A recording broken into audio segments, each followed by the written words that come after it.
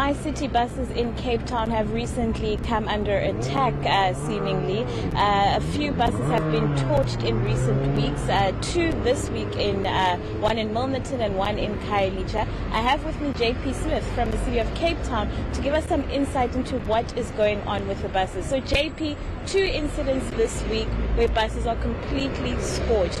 What's going on? So it's not immediately evident what the source is, where these attacks are coming from. In the past, the attacks on the buses, especially around the noon, have emanated from the fact that the buses were within an area where protest action was taking, so it wasn't particularly targeted at the buses. These two attacks seem to have been very specifically targeted at the buses. It's not evident whether it relates to the strike action or whether it is an extension of the attacks on the trains. We have seen steady attacks on the trains over the last months. It's not clear whether MyCiti has just become the newest victim of the same attacks on the trains, and possibly by other operators within the public transport space, eliminating opposition or just driving ungovernability. That's the other potential line of argument here. It is from the CCTV footage, and the City's Special Investigations Unit, SSIU, is looking into the matter and working with SAPS on the investigation, and we've made footage of the one attack available. From that, it appears that the attackers, the four men who approached the bus, are familiar with the operations of the bus because they manipulate the controls of the bus to open the door. That might suggest that they were previously employed on the bus, or that they've just been observing how the buses work and use that knowledge to facilitate the torching of the bus. Hopefully we can bring this to conclusion quickly. In the meantime, we have taken operational resources away from other policing functions to escort the buses. So traffic and law enforcement are now on morning shifts and afternoon shifts, escorting these buses everywhere they go, so that we don't lose any further buses, because it is not possible to cost the replacement of these. The damage to the infrastructure is severe.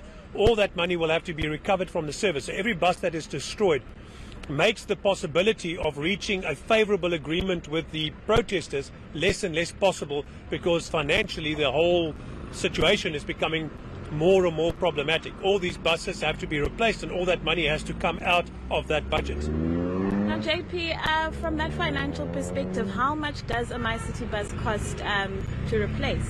Or how much, rather? My understanding is that we're talking 10 million rands worth of destruction so far, and these are very difficult costs to bear. All of this has to come back out of some budget somewhere.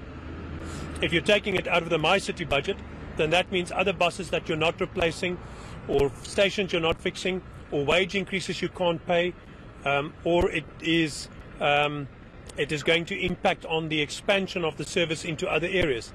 If you're costing it elsewhere out of the council, something else has to give. Somewhere you're not placing an AstroTurf, or you're not repairing a road. There is a finite amount of budget, and if you're using budget in another department, something else somewhere in the city has to give. And everybody somewhere thinks that something is equally important and critical. So hopefully we can prevent the destruction of any further buses. The cost is unbearable. And it is, for me, really senseless to destroy infrastructure that serves the poorest and most vulnerable residents. I don't understand the logic behind destroying traffic lights, schools, buses, clinics, libraries, things that poor and vulnerable people use every day. Then you make yourself an enemy of the people. Then you make yourself an enemy of the common man. You make yourself an enemy of poor people. How are you fighting the good cause if you're doing that? So the destruction of public assets is never acceptable, but even more difficult to understand when you're targeting infrastructure used by poor and vulnerable people. Now, JP, you mentioned the link between the trains and the buses possibly. In the train fires, we've seen people injured. There's been a death there. Have any people been affected by these torched bus incidents? Mercifully, we've had no injuries or fatalities. That won't necessarily hold if there are more attacks. We've been lucky so far. The one bus was moving when it was attacked. That could have had consequences for the driver. Luckily, no injuries so far, and I think that's a blessing that there's been no loss of human life. Presumably the attacks were targeted in such a way as not to cost life, one would hope. but you cannot predict what the outcome is. If you throw a petrol bomb at a moving bus, you cannot predict that that bus driver is not going to panic or overreact or lose control of that bus and plow into structures or people. So it's an extremely irresponsible thing to do. And again, you are making yourself an enemy of the people who use that service and of the people who live in the community where you're perpetrating that attack. JP, maybe just to end off with, on a speculative note, we obviously know that commuters are the ones who aren't benefiting in any way from these torchings. Who does stand to benefit? So the one suggestion that was proffered was that it was the disgruntled employees that were let go by the vehicle operating companies. I haven't seen any evidence for that. The other theory is that it is people within the public transport sector that have been targeting the trains, that have extended that targeting now to the buses. Until SAPS do an effective investigation and determine who is behind this, we don't know. We have gotten some tip-offs and information. They are following up on those tip-offs, and I want to just invite the public, if you have any information, there is a reward applicable, and we're happy to pay that reward for any information that leads to the arrest and later conviction, and we'll pay a reward for both of people responsible for destroying public infrastructure or driving these attacks. Understanding that the criminal sentences now imposed by national government are extremely severe. The Criminal Matters Amendment Act makes the attacking of such government infrastructure a very serious offence.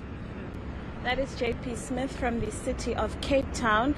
Bring us into the picture of what they're doing with the not ride-alongs, but rather the escorting of MyCiti buses, and why that is necessary right now.